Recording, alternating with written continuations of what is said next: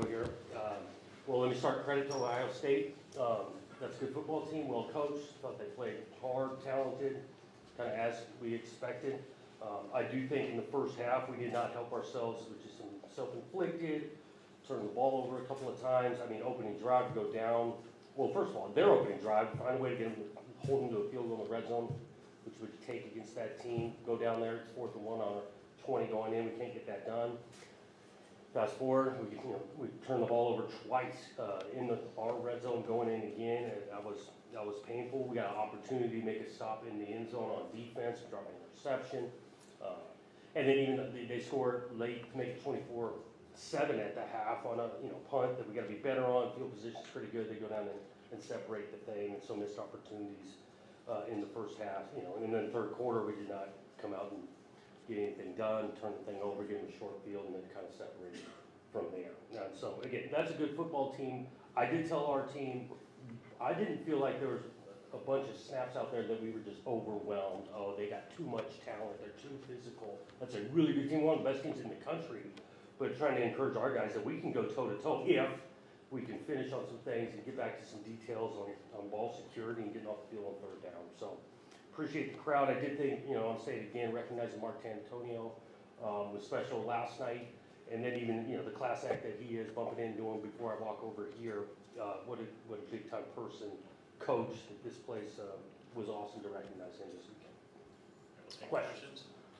Jonathan, I know you kind of went over those missed opportunities, but what's the mood like at halftime when they have a 17-point lead and easily, it could have been, Yep. the other way, tie game, you guys are in that. Yep, we didn't dwell on that. Obviously, we talked a little bit about, we got to tighten up in our ball security. Talked about wanting to win the third quarter. If we could win the third quarter by a point total, whatever that was, it'd be within reach in the fourth, and we didn't get that done.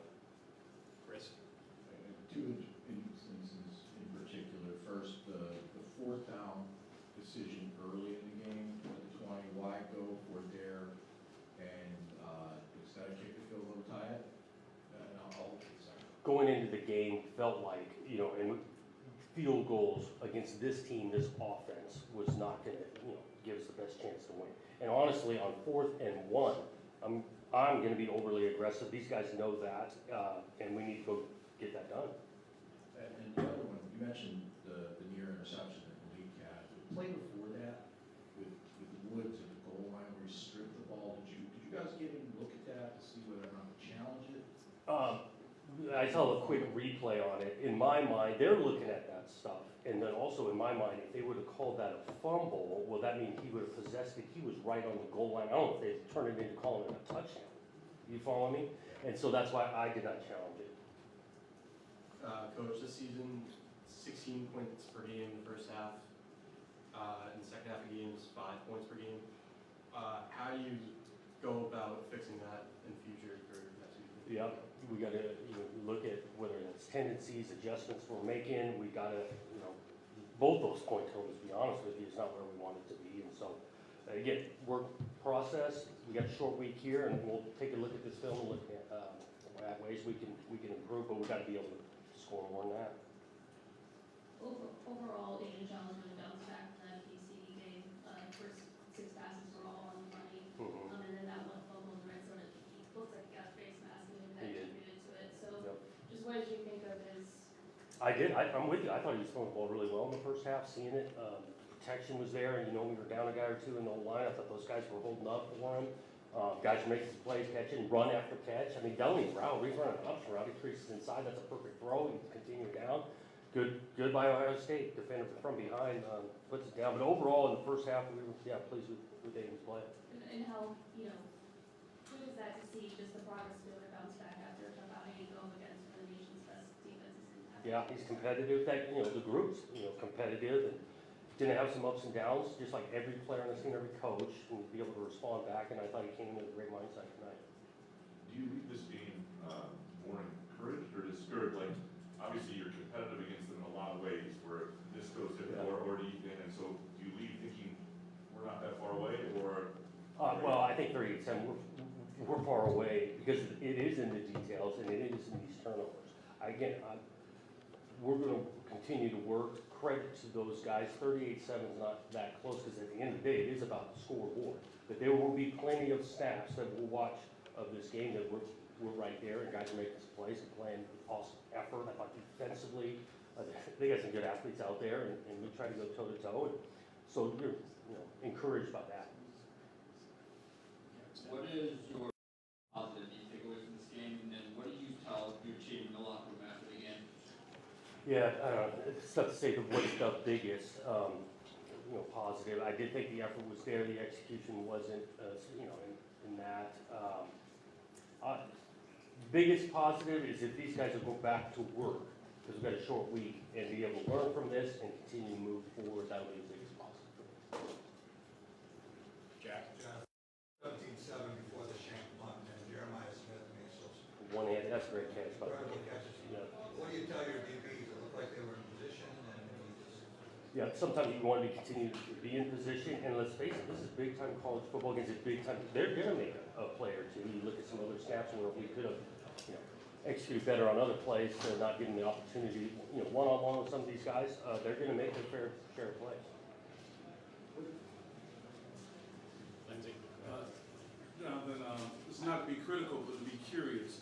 You said it yourself, one of the top programs in the country. You had a week to prepare. You played them tonight. Can you talk about differences and similarities between the two programs? Well, the difference is they made some plays, they did a pretty good job with taking care of the ball. I know we got the one pick. I do think both teams played pretty hard. Even Coach Day talked about it after the game, the effort they're playing, there's similarity there. Ryan? Yeah, after 5 weeks, what do you think the potential of this team is if they can get rid of the self-inflicted mistakes? Yeah, we're going to compete with just about anybody we line up with if we clean that up, and we're going to be in every ball game with a chance to win it if we can clean up some of the turnover piece and get off the field on third down. And this week, how important is it for the rest of the season, given the fact that you've lost 2 straight, what you got going forward? Yeah, every week's important. It's going to be a short week, and again, reloading, recovering, getting our mind flipped to another really good opponent, talented opponent. Right here in front. Coach, you mentioned Jeremiah Smith and the one-handed catches. Obviously, you probably watched him on film leading up to the game as advertised. I mean, how do you go at a guy like that? Yeah, you want to challenge him. Sometimes you want to affect the passer more than, just affecting that one-on-one matchup or double teaming. And if you can get the quarterback off the spot, but again, they got weapons in multiple spots, schematically, Brian, those guys do a good job, and so it's a tough task. Jonathan, we saw, obviously, no Stanton today. Just was wondering what you thought of the offensive line with moving, you have Rakeem making his first start and another true freshman playing behind him. Yeah. What do you thought of that combination? Without totally studying it, I didn't feel like they were getting overwhelmed out there. I thought times that they had some good protection, so that's my initial thinking. I'm not sitting there with the iPad digesting the film. I'll do that tomorrow. Got time for a couple more, starting with Chris here. Nick obviously played the one drive. I guess his situation, status. Marsh? Yeah, Marsh. And I guess it looked like he made some plays, but why not go back? Yeah, his status, he was cleared to play. He did not practice much at all this week, and so we really didn't know.